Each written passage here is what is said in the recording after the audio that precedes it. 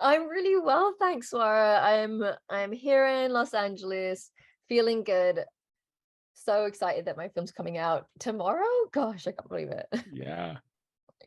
I I need to tell you, I'm a huge, huge fan of yours from watching We Are Lady Parts, and I love Polite Society so much. It's one of my favorite films of all time, and you are a genius. I say that sincerely. Like, I just love your work so much, and I'm so happy for you and can't wait to see what else you do.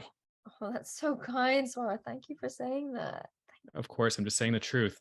In general, you just do such a fantastic job of giving your characters relatable struggles that are rooted poignantly in either their South Asian, Swana slash Mina, or Muslim identities, but they're literally never held down by their identities that they so cherish. So, in general, how do you approach writing your characters in this nuanced and refreshing way? Oh, thank you so much for saying that.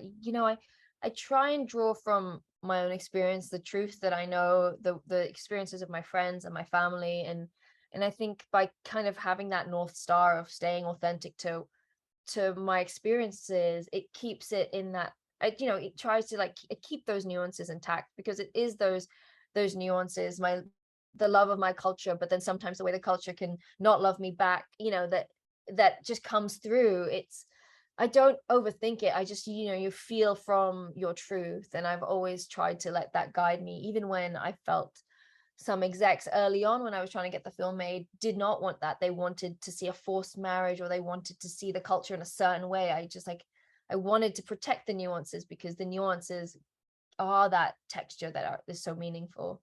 Something else I love about Polite Society is I love that the Khan sisters are both so passionate about the arts, namely in stunts martial arts for Ria and visual arts for Lena. So, Mm. why do you think it's so important for brown and Muslim girls and people in general to see this? And as again, as we do in We Are Lady Parts, and not just be aiming to be a doctor, lawyer, engineer. I don't know. Some, a bit drawn perhaps from personal experience. A doctor, lawyer, engineer was the jobs that were revered by my parents' generation.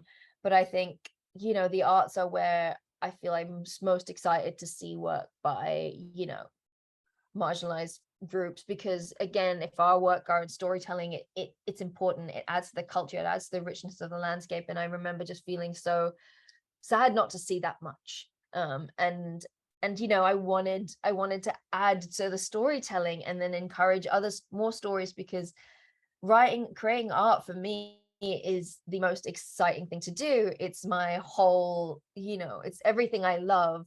So I wanted to foreground creativity, especially because creativity is so inherent for everyone, yet for us from certain backgrounds, it's not encouraged, yet it's so cathartic and brilliant to do. So to celebrate the arts was something I knew I wanted to be in at the heart of this film, just because, often we're denied it. And then when we're denied it by our families and our culture, I feel like the wider culture misses out on our storytelling.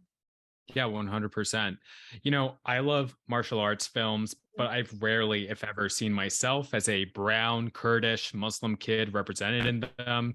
But Polite Society, it changes the game entirely for all Swanasa communities. So Oh, I'm curious, what were some of your favorite martial arts films growing up, and what would you say influenced Polite Society? absolutely. I mean, I really loved Jackie Chan as a kid.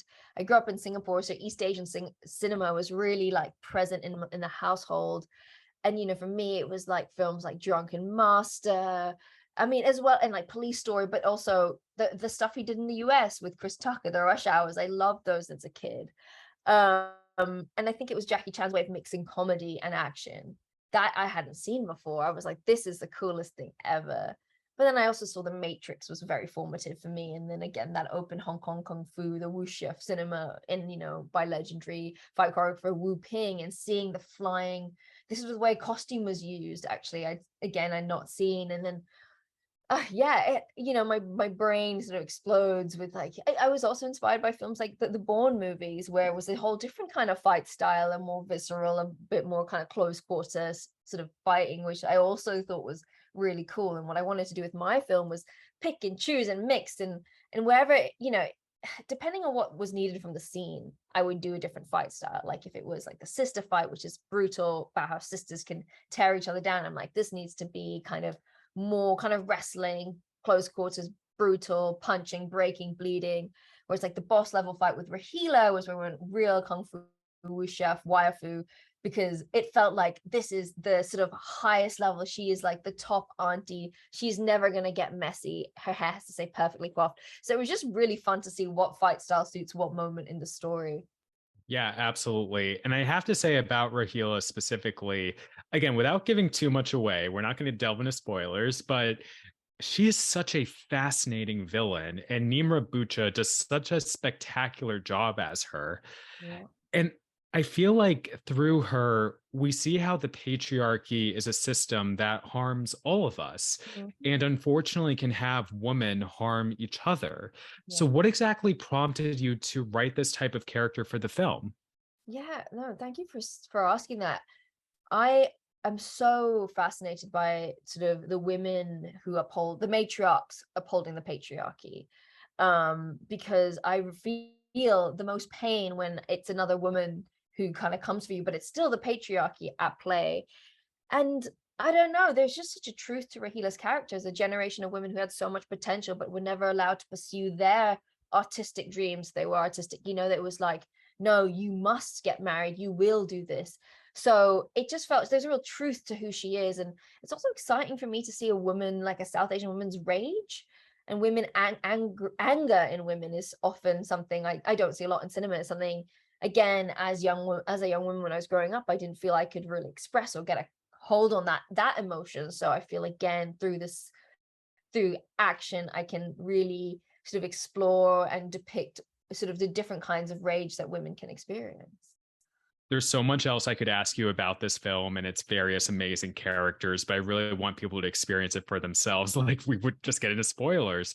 So I would like to ask you about some other projects you have in the works. In particular, it was, I know how British TV works. The seasons can take years at a time, Yes. but we are all still so excited for We Are Lady Part Series 2 or Season 2, as we say here in the US. Can you give us any updates of when we might hear more about it? Yeah, well, we go into production, we start shooting in later this year, not too long, so it's all coming back. They'll cast her back, more original music, more crazy covers. We're pushing up the scale, which is really fun. Maybe another band or two in the mix, just for some fun, more love story, more kind of, yeah, just taking what I think audiences liked from series one. What I really loved is seeing the band together and their friendship, but then just challenging it in new ways and evolving it. And yeah, I'm having so much fun writing it. I'm having fun. Meeting up with my siblings in a couple of weeks. I'm going to write all the songs for it again, which I can't wait to do. So yeah, I'm excited for people to see it. I can't wait for another hit like Bashir with the bad beard. Like we need it now. It's just iconic. Oh, I'd like to ask you about another project you might have in the works, which is an epic set in ancient Iraq.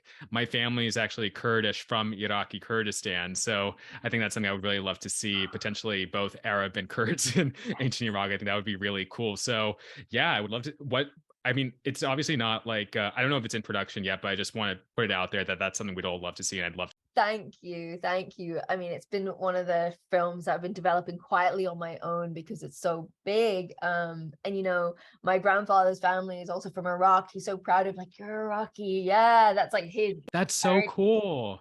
Yeah, he loves it. But I kind of found it's just based on these real characters I came across, and I was like, oh, I would just love to see a kind of wuxia inspired epic, but set in ancient Iraq with women at the heart of it. I'm just like, this is gonna be dope.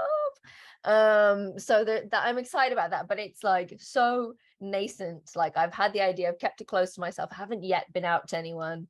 But I really hope I get to make it. Inshallah. Nida Manzoor, thank you. Yes. Nida Manzoor, thank you so much for speaking with the Nerds of Color today. And congratulations on Polite Society. Everyone needs to go see it. It's one of my favorite films of all time. And just thank you so much for your incredible work that you've done. And can't wait to see what next you do. Thank you so much, Swara. That's so kind of you to say. It's been my pleasure talking to you, and you guys are incredible at Nerds of Color. Such a cool site. Thank you.